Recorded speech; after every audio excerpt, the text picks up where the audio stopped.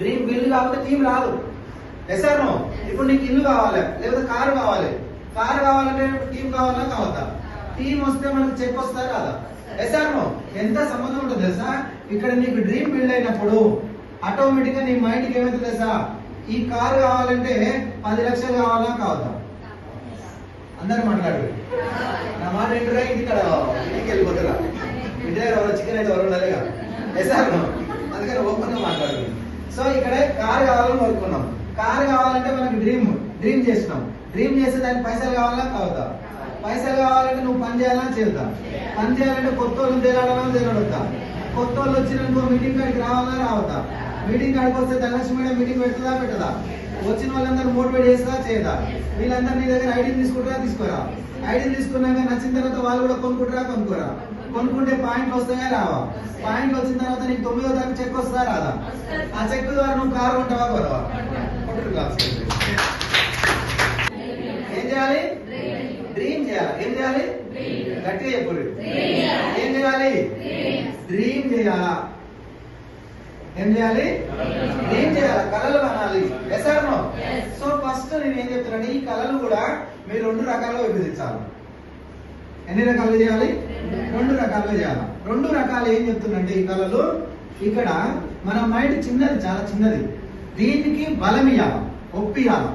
అయితే ఇక్కడ ఏం చేయాలంటే కళలను ఫస్ట్ లాంగ్ టర్మ్ కళలు, ఎస్ ఆర్ నో? తర్వాత షార్ట్ టర్మ్ కళలు. అంటే అత్యవసరం ఉన్న కళలను ఫస్ట్ పెట్టాలి. అత్యవసరం. తర్వాత అవసరం అంటే కొంచెం దూరం.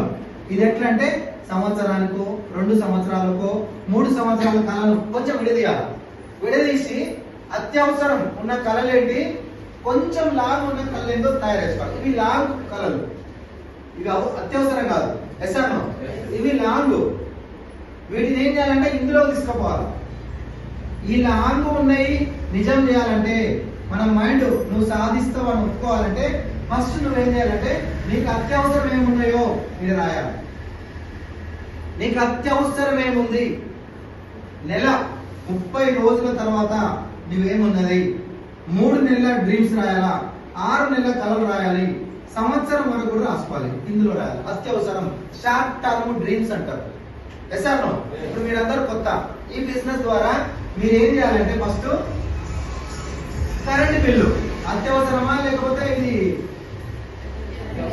అత్యవసరం, రేపు కట్టాల్సిందే నెలలా. Yes or no? ప్రెస్టీజ్ ద్వారా కరెంట్ బిల్లు కట్టు. తర్వాత పాల బిల్లు అత్యవసరమా కాదా? కిరాణా బిల్లు నెల కట్టాలా కట్టద్దా? Yes or no? తర్వాత ఇంకేముంటాయి? TV bill. Yes or no? తర్వాత పిల్లల ఫీజులు. సో తర్వాత గ్యాస్ బిల్లు.